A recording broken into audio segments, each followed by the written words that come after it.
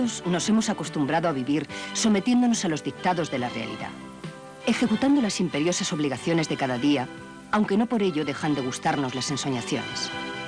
A veces soñamos despiertos, imaginando lo que desearíamos que nos sucediera.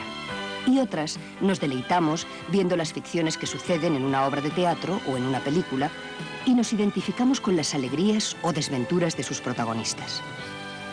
Pero la mayoría de la gente puede diferenciar con claridad lo que es la imaginación y la realidad y, queramos o no, nos plegamos a ella.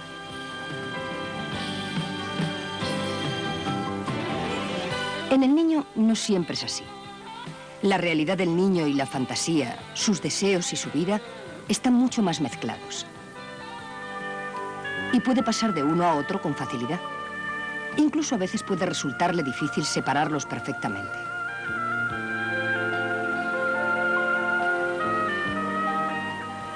Ese rico mundo de los niños, mezcla a veces de realidad y fantasía, se refleja en muchos aspectos de su vida. Pero podemos tratar de penetrar en él a través de sus dibujos y de los cuentos infantiles.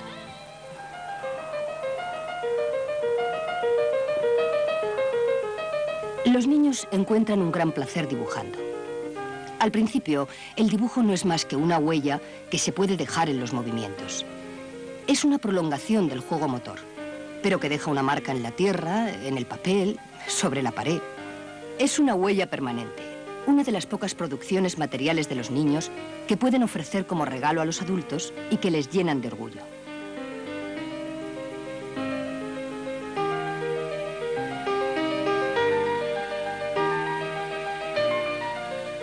Los primeros dibujos son, pues, expresiones de movimientos, barridos del papel con la mano, el resultado del sistemático girar de la mano sobre sí misma, el ennegrecimiento total de una parte de la hoja, lo que llamamos garabatos. Pero aunque al principio solo son movimientos de la mano y del brazo, pronto el niño empieza a descubrir montañas en los picos de su dibujo, olas en el ir y venir de las líneas, animales en formas azarosas, es decir, atribuye una significación a lo que pinta, porque el dibujo infantil es siempre realista, ya que intenta reproducir la realidad, pero descubre lo que ha pintado después de hacerlo, por casualidad. Por ello se llama a este periodo del dibujo infantil, hacia los 3 años, de realismo fortuito. ¿Y qué es lo que has pintado aquí? Una tortuga. Sergio, ¿qué has dibujado aquí? Un mar, muy bien. Oye, ¿y qué cosas hay en el mar? A ver, ¿qué has dibujado?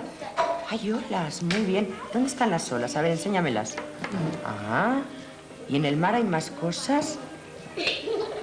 ¿No? ¿No has dibujado nada? Más tarde trata intencionadamente de pintar algo, pero no lo consigue completamente. Le sobran cosas que sabe que hay que ponerlas, pero no dónde o cómo.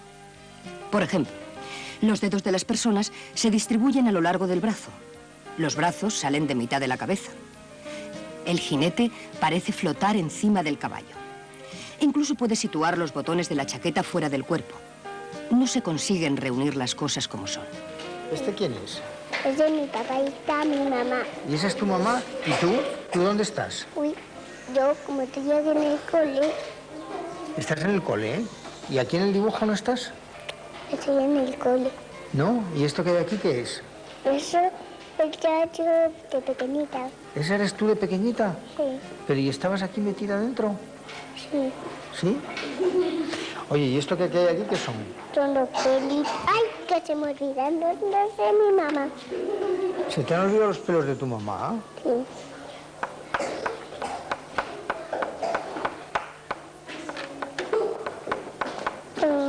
Oye, ¿y tu mamá tiene brazos? Sí, ¿Sí? ¿Dónde están? se me olvidaron.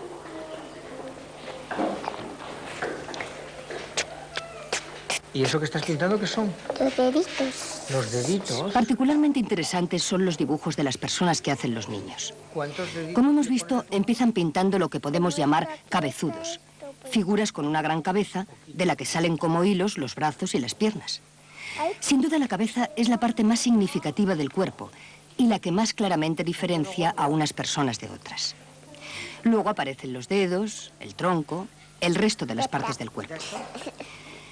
Incluso puede utilizar la forma básica de cabezudo y atribuirle otro significado. Esta niña parece haber pintado un cabezudo, pero lo convierte en casa. Esto es la puerta, esto es la ventanita y esto es la ventanita. ¿Y esto qué es? Eso es la chimenea. La chimenea. ¿Y esto?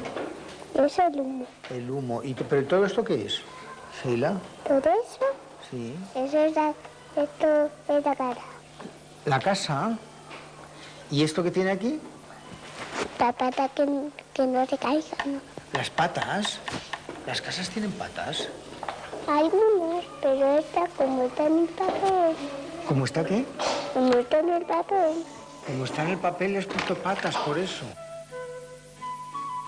El niño está representando en el dibujo cómo ve el mundo y todo lo que sabe de él. Esto le lleva a pintar más lo que sabe de las cosas que lo que ve, desde la perspectiva en la que está situado. Las casas se transparentan, como en esta que vemos aquí, para permitirnos ver lo que hay dentro.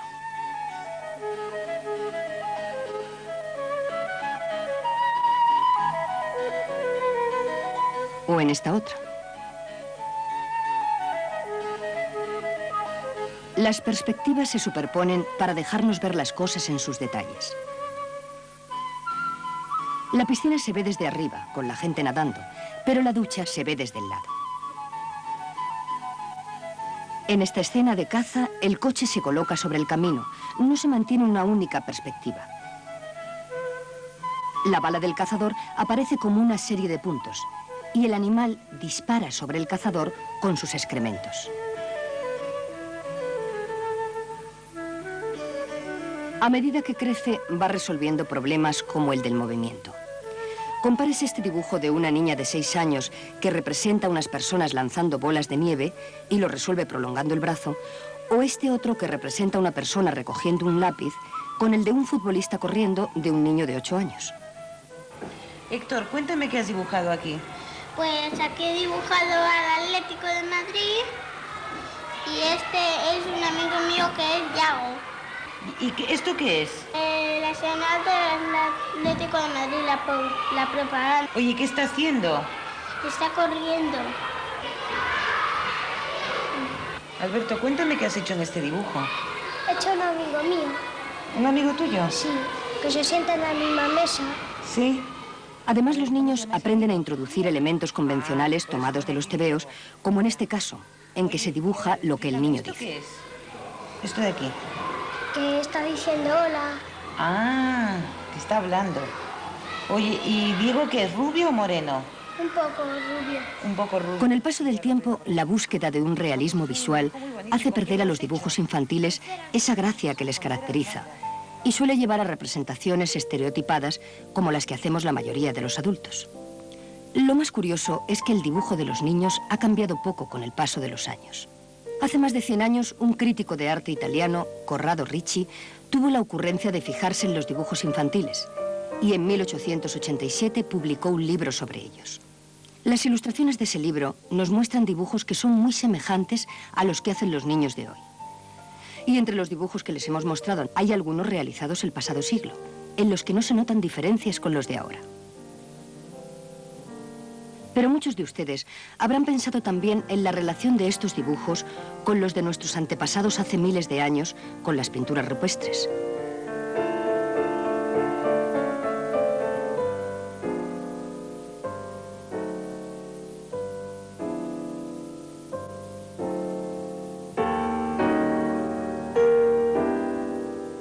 Este encierro de San Fermín de un niño de 8 años nos recuerda poderosamente a pinturas rupestres, no solo por la manera de pintar, sino incluso por el tema.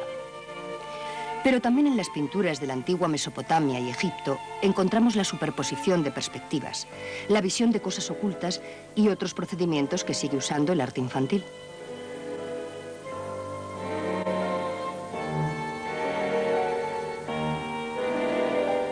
El arte occidental ha recorrido luego un largo camino por el realismo, alcanzando esas cimas de la pintura que hoy admiramos en los museos, logrando una perfección técnica absoluta. Hasta que a finales del siglo XIX, cansados ya de tanta perfección y en una labor de búsqueda permanente, hay una nueva destrucción de lo visual, recuperándose muchas cosas del arte infantil.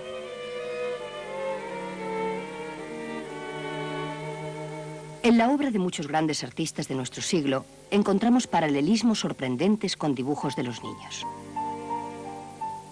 Don Eugenio Estrada ha realizado una interesante comparación entre la evolución del arte contemporáneo y el desarrollo del dibujo en el niño. ¿Qué es lo que te ha llevado a realizar esa comparación?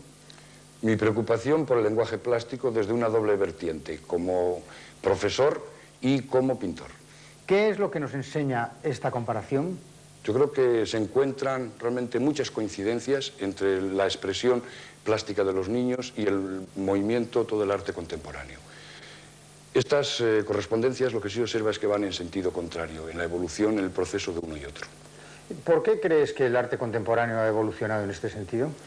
Bueno, por cansancio realmente del naturalismo, de sometimiento al modelo exterior y de un deseo de buscar nuevos subjetivismos. ¿Podríamos ver algunos ejemplos de estas comparaciones? Sin duda. Podríamos referirnos de inmediato a Miró, que todo el mundo recuerda inmediatamente como lo más próximo al dibujo infantil, pero creo que hay otros casos muy llamativos como puede ser el propio Kandinsky. Kandinsky es el que abiertamente decide romper con lo que podía ser una situación ya cómoda dentro de la figuración para buscar aquello que puede hacer un niño a los 3 años cuando se le entrega unas láminas y unos lápices de colores por primera vez. Este es el cuadro de referencia de Kandinsky, la primera acuarela abstracta de 1910. No hay realmente en ella ningún recurso figurativo, única y exclusivamente esquemas geométricos en los que se va concentrando tensiones interiores que podrían ser indicios de vida, con desplazamientos, con ruidos, con espacio recorrido en todas direcciones. Lo mismo que puede ocurrir con la lámina del niño de 3 años. Las formas circulares con la pulsión interior, los esquemas de movimientos, de trayectoria distintas en ese espacio. La similitud en este caso, el que vamos a comparar la mano dibujada por un niño con la del Guernica de Picasso, creo que es evidente tanto en la construcción formal como en el planteamiento de la misma, en el que aparecen distintos puntos de vista conjugados. La visión de la palma de la mano, en uno y otro caso, con sus estrías, los dedos, pero a la vez las uñas, lo que supondría verla por el embés. Un nuevo ejemplo podríamos verlo en esta obra de Van Gogh, La iglesia de Auvers. La estructura, aunque esté tomada del natural, tiene una consistencia de forma que podría ser los arquetipos de construcciones, de viviendas, que es lo mismo que nos va a dar como resultado este niño en un trabajo que parece que no tendría que tener referencia a él, como puede ser el circo.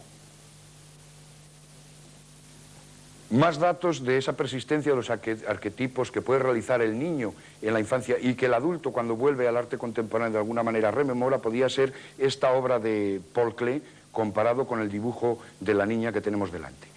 Existe el esquema básico de la casa, el cerramiento con el tejado que lo cubre, ventanas que tienen cortinas. Esto mismo lo podemos ver en el caso de Paul Klee.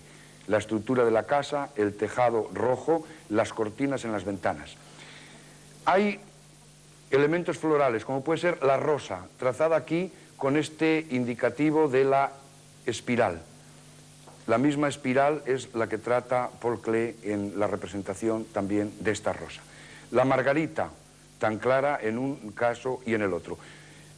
Pero todavía hay más. Un nuevo esquema de geometría, casi los verticales de los árboles, con el nacimiento de las ramas que lo cruzan y que sería en este caso en posición horizontal, las nubes que avanzan y el agua que cae. Otro aspecto que merece la pena tener en cuenta es el garabateo de los niños en cuanto a automatización de esquemas motores. Quizá el placer que puede sentirse en ellos da lugar en un momento determinado a que el adulto pueda elegir determinados temas porque presiente ese placer de esquema motor tan similar al que ha podido realizar durante el garabateo.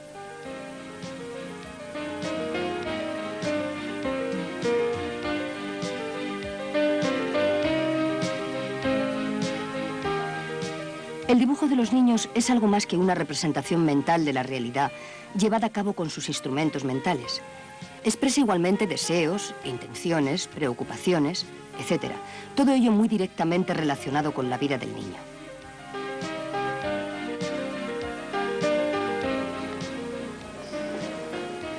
¿Y qué es? Explícamelo. Mamá. ¿Mamá? Sí.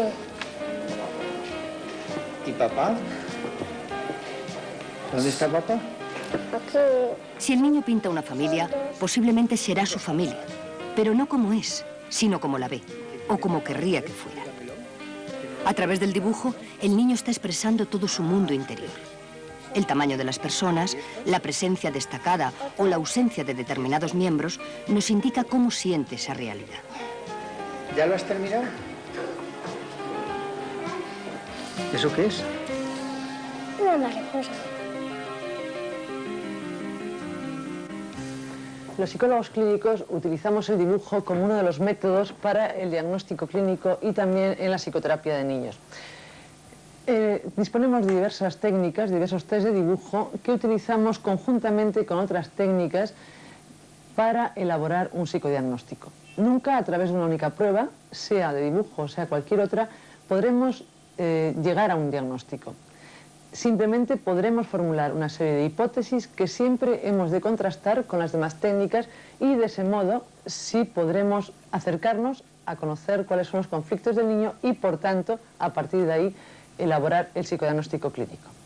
Por ejemplo, voy a mostrarle unos dibujos realizados por un niño de 7 años que acudió a consulta hace tiempo porque presentaba problemas en las relaciones con sus compañeros.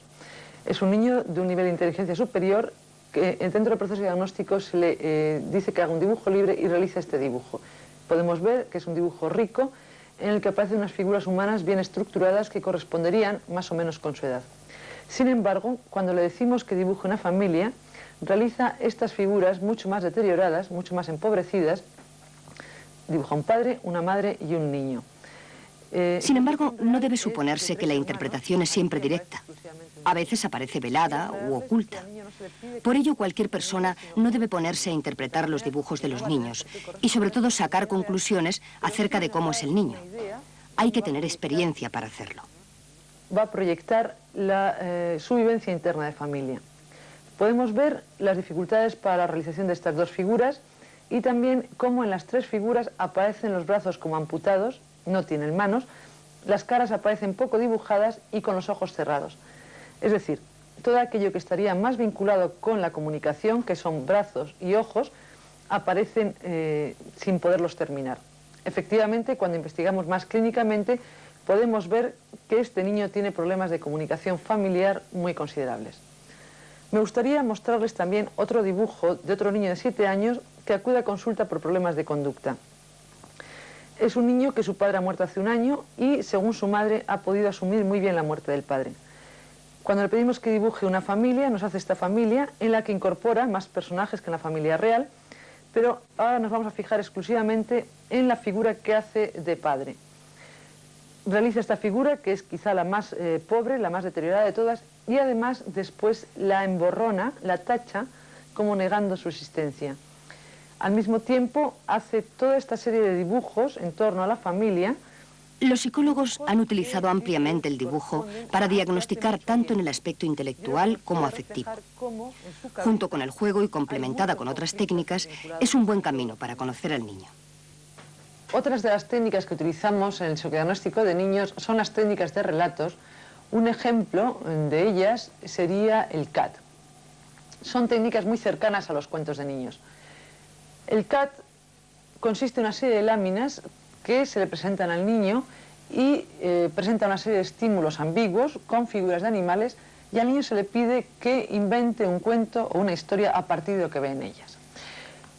Por ejemplo, el niño del que hablábamos últimamente, que presentamos el último dibujo, ante esta lámina que representa un león sentado en un trono con una pipa, un bastón, que representaría de algún modo la figura paterna, se bloquea totalmente y no puede contar ninguna historia. Sin embargo, en las otras 9 láminas del test sí cuenta historias, aunque podemos apreciar a través de esas historias que el conflicto con la muerte del padre sigue sin resolverse, así como también otros conflictos importantes. Te voy a contar un cuento, ¿vale, Jorge? Vale. Mira, Martita y Juan se van de camping con sus padres. Me parece que se han perdido. ¿Quién podrá indicarles el camino? Por fin, un puesto indicador. Es hacia allí, dice Martita, y el coche arranca dando la vuelta. ¿Te gusta, Jorge? ¿A ti, Beatriz? Enseguida llegan al pueblo. En la fantasía infantil y en su construcción de la realidad desempeñan un lugar muy importante los cuentos. El niño tiene una gran afición a las narraciones. Pero hay un tipo especial de narraciones, los cuentos maravillosos. Los cuentos de hadas tradicionales que continúan fascinando a los niños tanto como nos fascinaban a nosotros o a nuestros abuelos. Caperucita Roja, Cenicienta, Blancanieves, Hansel y Gretel son mucho más que historias inverosímiles. En ellas se reflejan las grandes preocupaciones, los grandes miedos del niño en un mundo que todavía no controla. En los cuentos infantiles está contenido parte del mundo del niño, todas sus ansiedades. El miedo a verse abandonado por sus padres, el miedo a lo desconocido, al mal.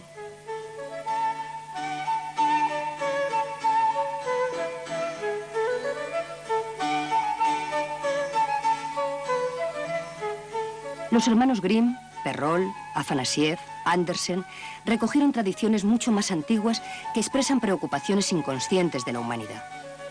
Son pocos los temas constantes de los cuentos, pero se repiten con una gran frecuencia en distintas épocas y culturas. La madre mala que abandona al niño, o la madre que muere y el niño que queda al cuidado de una madrastra que no le quiere.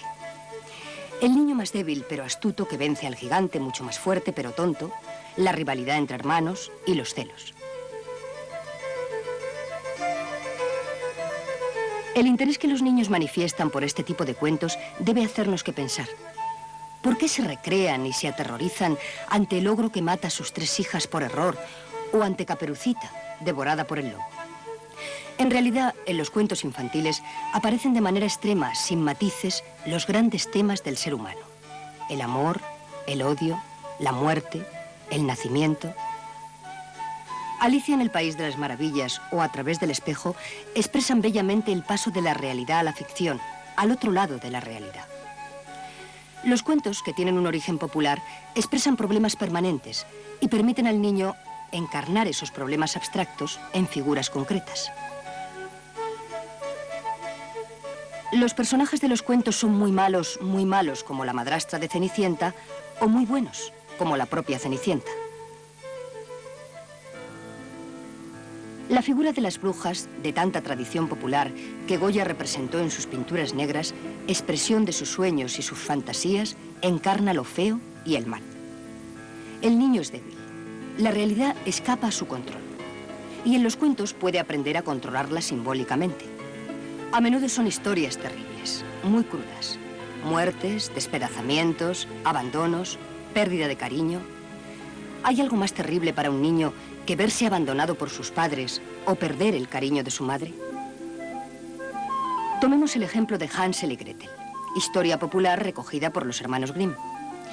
Como recordarán, es la historia de 2 niños abandonados por sus padres que caen en casa de una bruja que se les quiere comer, a la que terminan burlando para volver a casa de sus padres. Un psicoanalista, Bruno Belteigen, sugiere que representa el conflicto de hacerse adulto e independiente y el dolor que supone. Los niños creen que pierden el cariño de sus padres que los dejan en el bosque. La primera vez echan piedrecitas y consiguen volver a ser pequeños. Pero de nuevo los abandonan y ahora su inteligencia se embota por el deseo y echan migas que se comen los pajaritos. Están expuestos a todos los miedos en el bosque. Llegan a la casa bruja, que es de caramelo y dulces, y se la comen. Pero aparece la bruja, el mal, y se ven en un claro peligro. Pero reaccionan y su inteligencia se despierta y terminan venciéndola. El mal se quema y se destruye, y los niños son ya otros. Encuentran los tesoros de la bruja y vuelven a la casa. Ya son autónomos, y eso les permite establecer una nueva relación con los padres y una nueva vida. Quizá esta interpretación sea exagerada y no la única posible, pero en todo caso el carácter simbólico del cuento es evidente, como sucede en otros muchos. En los cuentos, las cosas siempre acaban bien. Y para el niño es reconfortante que los valores que se le enseñan sean recompensados. Se premia la bondad, la inteligencia, la perseverancia, etc. Los cuentos tienen una clara intención moralizante. Es un mundo fascinante, el de la realidad fantasía infantil que se va perdiendo al crecer. Si Hansel y Gretel es el miedo a dejar de ser niño, Peter Pan es mantenerse como niño, otra variante menos simbólica del tema. A lo largo de los siglos, la humanidad, como los niños, ha expresado sus temores y sus miedos y los ha canalizado simbólicamente, a través de las narraciones populares. usar una vieja rueca, la princesa se pinchó y al instante se... La vida inconsciente del hombre es muy rica y se manifiesta de muchas maneras en los sueños, símbolos, fantasías y cuentos populares. Todo esto son vías que nos permiten penetrar en lo inconsciente que los adultos, presionados por la realidad, tenemos muy reprimido. Oye, ¿por qué no nos cuentas tú ahora un cuento? Os voy a contar un cuento. Bueno, un cuento no, ¿eh? Los dibujos infantiles, los cuentos y el propio juego nos permiten penetrar en el mundo del niño, en sus temores, preocupaciones o sencillamente en la forma en que ven el mundo. Ninguna de estas actividades es tiempo perdido, como algunos adultos pueden pensar, sino un elemento esencial de su desarrollo. Por eso... Arte y fantasía juegan un importante papel en la infancia.